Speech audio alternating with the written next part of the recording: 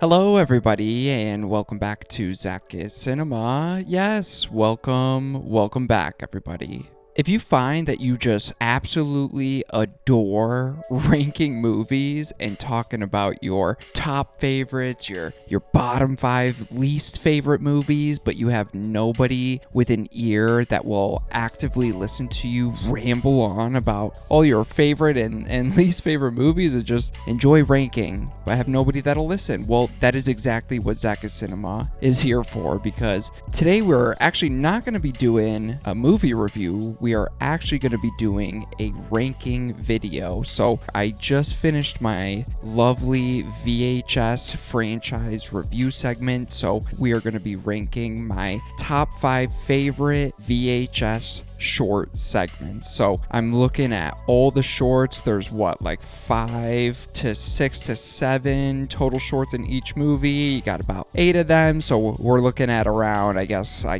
can't do math. I'm going to do it quickly. Right around 50 total shorts. I think I did that right. Right around there. I'm not going to do the math. I've seen all of these movies. Most of these were first time watches for me. So I'll be so curious to hear down in the comments section some of your favorites. Did they line up with mine, or are you completely confused by mine? I don't know. Let me know here some of your favorites. I really don't know where the fandom kind of stands on some of their favorites and least favorites here, but my list here is not going to be in any particular order. We're just doing my top 5. So let's get started here. Starting off with my first favorite segment, I am going with Amateur Night, which was in VHS 1. So this is actually the very first short from the very first VHS movie, and I feel like it leaves such a standing impact on the franchise, but also for myself now that I've sat through 8 total of these movies, and I still look back and still think about this very first one. And I'm very interested. I probably won't cover it on the channel, but I think they made a spin-off of the short, like a full extended feature-length movie that's found footage, I think called Siren. So I don't know, let me know down below if you recommend it, if it's a worthy follow-up to this short. But I really enjoy this short. I have my issues with kind of the unlikable characters, the unlikable group of guys that we're kind of following, but when you get to the end, when it turns out this girl is some sort of gargoyle or vampire kind of person and she takes all of them out, I feel like it makes it so satisfying. And even though I don't care about any of these characters getting dismembered, dismantled, it still finds a way to be so creepy and unsettling. I mean, I still remember the shot of the vampire girl going after that last guy, and she reveals this split face, almost like a big deep gash in her face, but almost like her true vampire face is trying to squeeze out of her face down this creepy yellowish stairwell in a motel or apartment complex. I still remember that shot because it's just so creepy and unsettling. And I like the brief shots of intense gore you get in this, where it's not an overly gory movie, but the moments that you get when she is ripping people apart. I think at one point she rips a dude's penis off and flops it on the floor. Just that is so graphic. Just the first time she bites the dude's hand and he comes running into the bathroom, that is so crazy and graphic to me. And I love how it's shot in this dark, grimy, gross motel room where you really just see the shadow effects of the blood. It's not shown so directly graphic besides the great penis shot, I guess, but I just like how it's almost like implied gore when you're still kind of seeing it, really just putting you with those characters of being stuck in this room thinking, am I actually here right now? Am I actually thinking and seeing what's happening right in front of me? So it's so interesting how obviously something's up with this girl, but you don't know exactly what it is, and you're so curious to see what's going to happen. And that first time you see that she is this vampire demon person and like physically lifts a dude off the bed and goes behind the bed and just starts dismembering him as all the other characters are figuring out and finding out what is happening. Just that sticks out to me, and I love the reveal here. I love how it wraps up with the vampire girl full formed with her wings as she lifts up our last dude and flies him away to God knows where. Maybe it answers it in Siren, but then we get the cool shot of the glasses camera falling to the ground, and then it just kind of cuts to black there. So I enjoy everything, mostly everything about this short. I think it just really stands out to me with how dark, grim, graphic, twisted, just this grimy feel it kind of leaves you with. So it's the very first one here. It stood with me throughout every single movie I watched. So my first one on the list, we got Amateur Night. Next on my list here of favorite VHS segments, I'm kind of cheating, but kind of not. I'm going from VHS 85. We got the shorts No Wake and Ambrosia. I'm including both of these because I enjoy both of them separately, but I feel like it is essentially just one short. So first with No Wake, I love how it starts off as this kind of what I assumed was going to be this camp slasher of these group of teens going to a park and camping site and filming their little getaway adventure and then go on this boat. And the whole time it's feeling a little bit uneasy. You're not sure what's going to happen. Like I said, I assumed it was just going to be some slasher killer and very stereotypical, but I was curious to see where it would go, especially because they were on the water. And then it just totally took me off guard when these kids, these teens are enjoying their time on the boat and then just start getting sniped out of nowhere. And I don't know why I keep laughing when I say sniped, but it's just because it happens so abruptly, just to the point where you're figuring something is gonna happen, but you don't know what. So it kind of plays on your expectations with that a little bit. I mean, you see a group of teens, I assume slasher or killer, and it is, just it's not using the weapon you traditionally see in these types of movies or slasher movies, as I'm referring to. And my favorite thing about it is just how graphic, real, and visceral it feels, where a couple of people are getting shot, and it makes me feel like I'm watching a war movie, especially that shot of the girl, oh my god, like standing up, and as a bullet just shoots her right in her jaw, and she almost like catches her jaw in her hand standing up on the boat and is in like shock and then drops dead. Like that image was one of these images, just like the face splitting scene from Amateur Night, that really stood out to me, and I'm thinking about it right now. And even if it was just that, I was curious to see where it would go. Like I said, I assumed one would survive and fight whoever's sniping, and then that would be it. But then we get this cool added twist where all these teens wake up, they still have their injuries, but they're feeling alive. They say they feel better than they did just before, and they come back to life but still have all their injuries. I mean, one dude has like half his head blown off, but he's touching his brain but still feels fine, and they're trying to figure out what's going on. So I like that twist. It is, looking back on it, maybe a little goofy that they kind of figure out that it's something with the water, because only the group of teens that were in the water on the boat getting wet survived, when 2 or 3 other kids stayed back and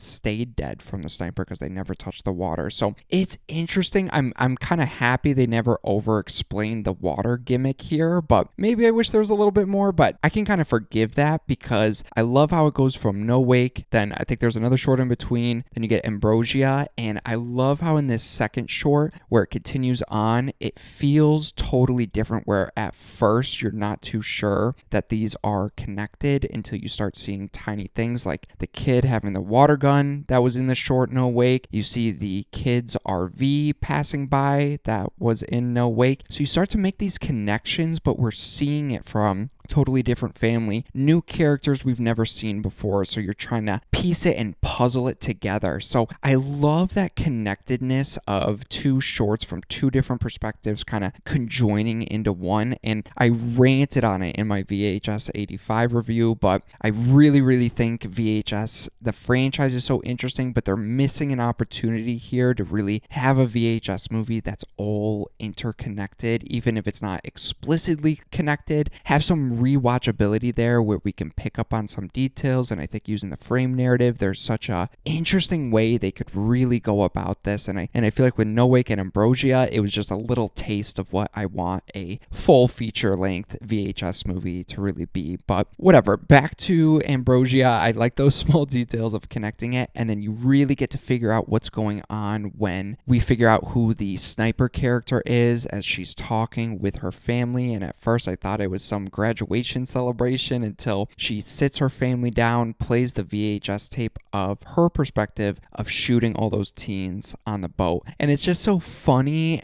and uncomfortable and downright unsettling when the family's gathering around, like all showing this proud moment with this family member, almost like they're sitting down watching a literal graduation video or some old home family video or something to be proud of and to share a moment with. But she's sharing what is essentially her first kill, and this family has all this lore and backstory of a family tradition of killing in sevens, so that's why she killed all 7 of those characters. So I thought that was so creepy, unique, and interesting, getting 2 completely different angles, one from the victims and one from the perpetrators. And it turns out this lone sniper perpetrator had a whole family that's been doing this for generations. So just the implied lore I really enjoyed there. And then it goes on a whole other level to me when the cops actually show up, and this whole family, straight out of John Wick chapter, I think 2 or 3, when he's gearing up to defend the Continental. That's what it's like in this family's home, as they're gonna go down with a fight, because if they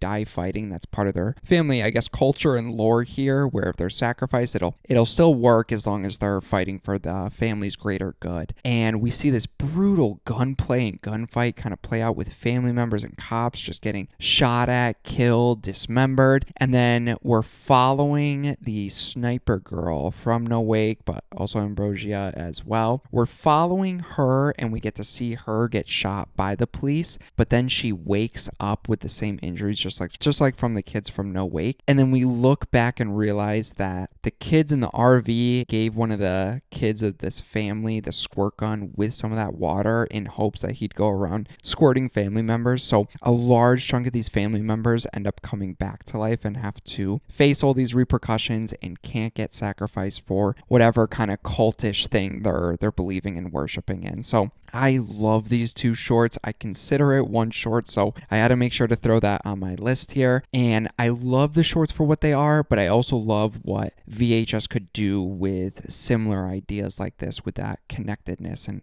tying things together. So I love it for that. I had to include No Wake and Ambrosia here from VHS 85 on my favorites easily. Next on my list, we got The Subject, which was in VHS 94. And The Subject, I feel like, combines some of my favorite genres and themes, not only in just movies in general, but what these VHS movies do so well with blending some of that Black Mirror vibe into it, where you got technology, sci-fi, horror, thriller, all blended into one to give some sort of commentary, some sort of Black Mirror kind of fucked up story. I guess a little bit without the commentary part, but we kind of get to see it play out with this crazy, gross, mad scientist doing these experiments on people he kidnaps, turning their bodies into half human, half machine. And I love how you get this cool reveal early on of a close-up of this dude's face, and then as the camera pans out, he's on this like spider tentacle body just hanging down and then falls down. So I love it for its storytelling aspect, where you never really have the scientist just kind of sitting there telling you his plan, going over everything he's ever done. It's instead just showing you all these experiments and kind of showing and explaining his kind of thought process and what he's trying to do. So I love it for that. It kind of blends, like I said, parts of Saw, Hostel, and some other torture movies. And I'm ashamed to admit it, but I love a good torture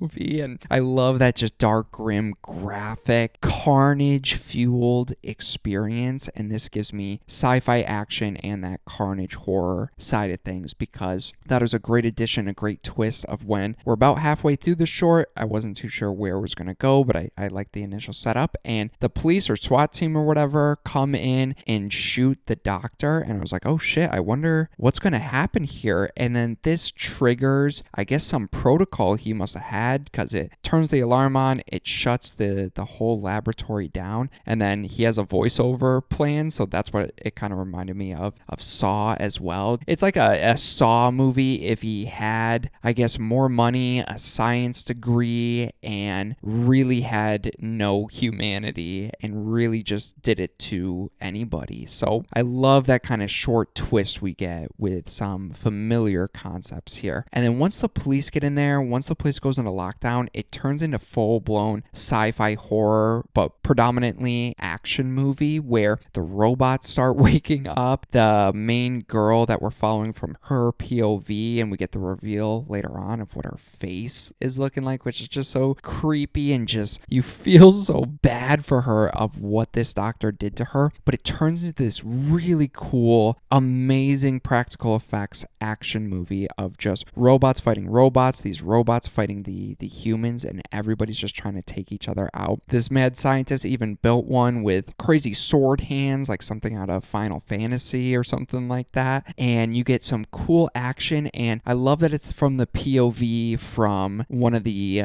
victims, the robot human victims, because we always get a clear shot of what's going on. And when she latches something to her arm and it's this machine gun with unlimited ammo and just starts shooting people, it's like that Doom POV shot from the movie, the Rock movie, but up to modern effects and realized so much better. And it gets so graphic, but I feel like always kind of keeps that real tone where you could see something like this happening in the distant future. So I love that part of it, and I love the ambiguous ending we kind of get when the main victim girl gets to walk off like Hannibal Lecter, and you're not really sure what's going to happen. And I love the police's debate where some police officers just want to shoot her and put her out of her misery, and I'm like, yeah, I kind of get that, even though she's a victim. And then other police officers are like, we can't do that, her parents are looking for her, it's not our right, it's not our say. And I'm like, yeah, I kind of get that too. So I love the attempts at a moral conflict here with other characters that just get wrapped up into this situation. So I love the blending of genres here. I think it looks fantastic. It is gnarly, some fantastic practical effects, and it just goes such like big budget sci-fi, but makes it feel so grounded, and all the effects really hold up super well. So I absolutely love the subject. I knew it had to be on my top 5 here. And next on my list of favorites, we are going to go with Dreamkill from VHS 85. I feel like this one in particular really stood out to me because, yeah, a lot of these shorts have different flares and styles, but with this one, I didn't know it was directed by Scott Derrickson, but as soon as I started watching it, I'm like, I just watched Black Phone 2. Is this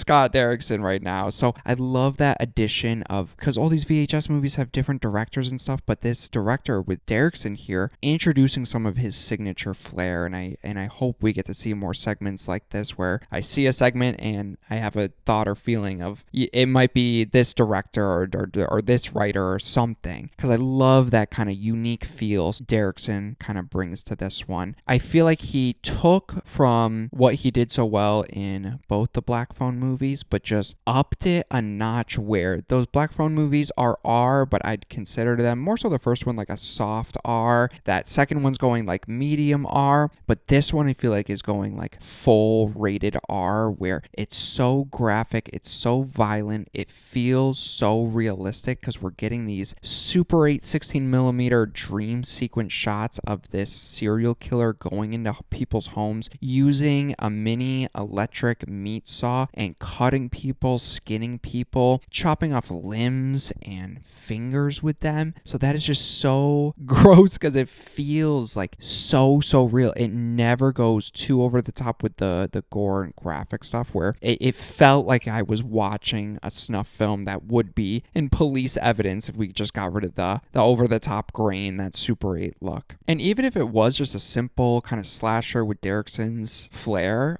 I'd still really enjoy this. But he adds so many layers to this where he's almost mixing Inception, the Black Phone, the Terminator, where we're messing with dream stuff. We're also kind of messing with time loops and time travel in a way where it gets so sci-fi but never loses the horror, which I feel like I enjoy so much here. I think it's just a crazy unique concept that also purposefully connects itself to the Black Phone and fits in so well. So I'm so happy they made that connection. And it's just so interesting of this kid finding out he has a way to record some of his dreams. He is watching late night TV and realizes some of his dreams are playing on the TV, so he decides to record them. And he realizes they're crimes, so he's sending them to the local police station that his dad works at. And then the police are getting this, being like, well, what the fuck is this? Who is sending this? And then about a week or two later, they get a call. They're getting a call to the murders on these tapes that were sent in anonymously. But these murders just took place, but they got the tapes a couple of weeks ago. So it's like so trippy, so out there, but never goes too far where you need a bunch of exposition or it's just too much to really grasp or conceptualize. So I love its simple story that really pushes it and really goes out there. So again, blending some really cool ideas here. I think you get a neat little twist when the killer is revealed to be the kid who's having the dreams, his father, who also plays a character in the Black Phone. I thought that was going to be the connection. It's not, but whatever. You get a cool twist where it's a shocking reveal where he shoots his friend right in the police car and then goes back to the police station to confront his son. And then you get a cool like final boss fight between son and father, and they're both wanting different things, and it ends so tragically. Sure, maybe the father's motivation wasn't the best. He was just going after people that accused him of sexual assault. Maybe, dude, chill out. Maybe that was a little over the top. You're really looking kind of guilty here, so doubling down on that is probably not going to end up the best for you, but still a cool concept. One of these shorts that really just sticks out to me when I think of VHS,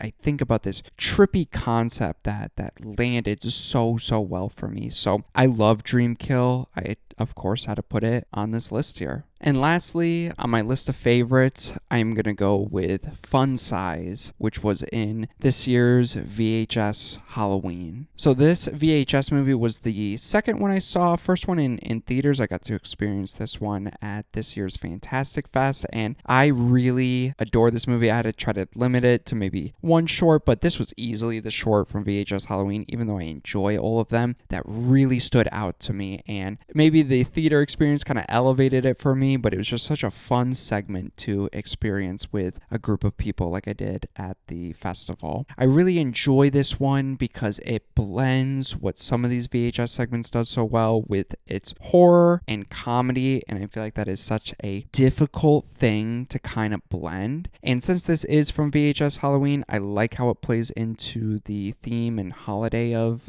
Halloween, obviously, where we get these group of friends that are trick-or-treating after a disappointing party or disappointing night, and they arrive at this creepy doorstep and see this off-brand weird candy, and some of them shaped like penises. A lot of penis stuff in VHS now that I'm talking out loud, but whatever. They're taking it, they're looking at it, but then they start to decide to take more candy, going against those standard trick-or-treating rules, and actually get sucked into the candy bowl, and all their friends end up in there. And it turns out to be this crazy over-the-top candy factory, and this factory is taking, I guess, naughty trick-or-treaters and cutting their bodies up in this conveyor belt candy machine and turning their body parts into candy, and then I guess sending them back up for trick-or-treaters. So I love just the fun sci-fi, way over-the-top kind of feel to this one, but it never loses that fun with a slightly creepy edge. And then you get these over-the-top characters, these mascots, the one really tall one really short one, and they almost look like gumdrop kind of characters or gumball kind of characters, and they're chasing these groups of friends around. We get something kind of interesting, kind of funny, where there's a switch in the dynamic where early on it's revealed that two of the people dressed up as found footage crew members, which I thought was a funny self-aware kind of bit there. The guy in the relationship has proposed to the girl, and the girl just said yes because she doesn't want to hurt him. He's like one of those overly nice kind of people, and she just doesn't want to break his heart, so she's staying with him for that. So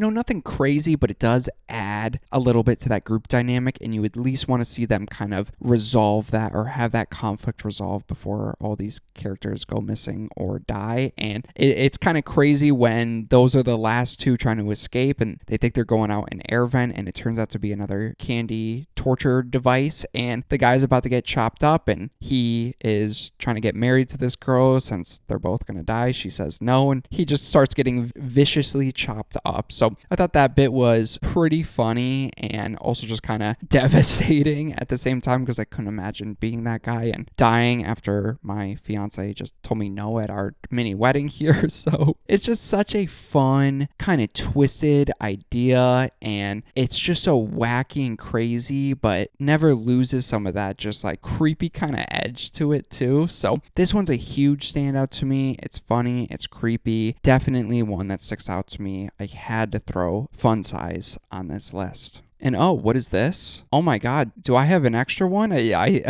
I think I do. So I was trying to limit it to 5. I didn't want to do 10 because I felt like I was going to just choose a couple shorts. I was more just like, yeah, these are good. I wanted these to be my best of the best. And I felt like this list wouldn't be right if I didn't include another one that I just really, really enjoyed here. So it's going to be labeled top 5 because top 6 kind of sounds weird. But guess what, guys? You get a bonus one because I love talking movies with you guys so much. But I guess very last one on my favorites list here, we got Stork, which was on VHS Beyond. Now, unfortunately, VHS Beyond was kind of that last one I watched. VHS Halloween's the last one, but Beyond was the last one I watched, and it kind of left on a dud to me where I was just so mixed and just kind of disappointed with an Alien VHS movie, to the point where when I was creating this list, I almost forgot about this one, but I had to include Stork here because when Beyond started with this, I was like, oh my God, this might be a really, really good one. Didn't turn out like that, but Stork is incredible, where we're kind of following this rogue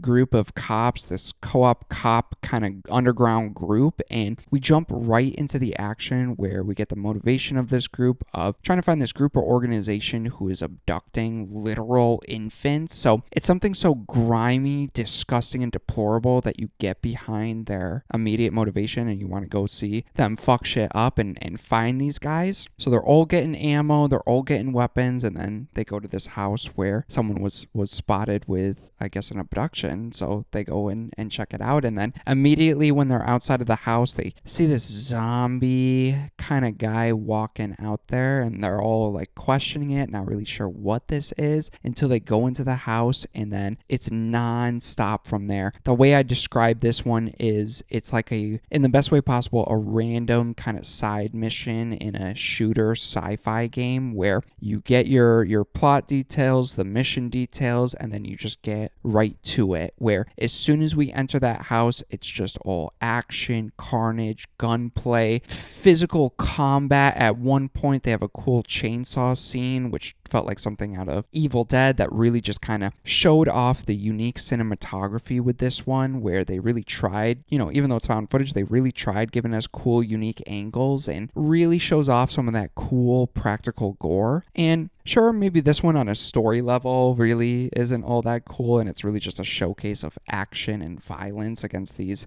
zombies that are also aliens and something otherworldly. So I like the cool combination of that. I enjoy the subtle hints at lore when they're looking at these things and they see there's no brain in them, almost like someone sucked it out or probed them. And then at some points, some of them come back alive, and then as they continue through the house, it kind of felt like an Evil Dead, Resident Evil kind of mission where you're just trying to get through this house, but it really put me into these characters' shoes. And then they slowly go upstairs and get this creepy shot of this, I don't even know, this man alien just holding a baby, and just seeing all these cribs here. They keep going, they see this Stork alien that is looking like some big bird looking motherfucker as he is ripping apart, sucking the blood out of one of our characters, and then goes over to a crib and just starts feeding these babies all this human blood. And we get close-ups of the babies looking like they're turning into these alien creatures. So I like that it never stops and pauses and tells you what these aliens are doing. And let's discuss the lore. It's just like these aliens are up to something fucking evil, and we're here to stop them, and it plays out like this. So nothing too specific, just I had so much fun with this. I had to include Stork on my list of favorites here. But you guys have my, I guess now, top 6 best of the best for ZakIsCinema here in the VHS franchise. These are my top 6 absolute favorites that I had to throw on this list. Please let me know down below. We're focusing on the favorites here. Let me know some of your favorites. Do you agree with my list? Did I offend you with my list? Did I miss some that you just can't believe weren't on my list of favorites? I had such a blast with this franchise, and happy to say that more of these shorts worked for me than didn't work for me. But let me know all that information down below here, and look forward to my other ranking, doing the top 5, maybe even I throw in a bonus one, but, or I guess bottom 5 of my least favorite shorts from the VHS franchise. But yeah, look forward to that one. That's about it here for my favorites list. So I appreciate you watching so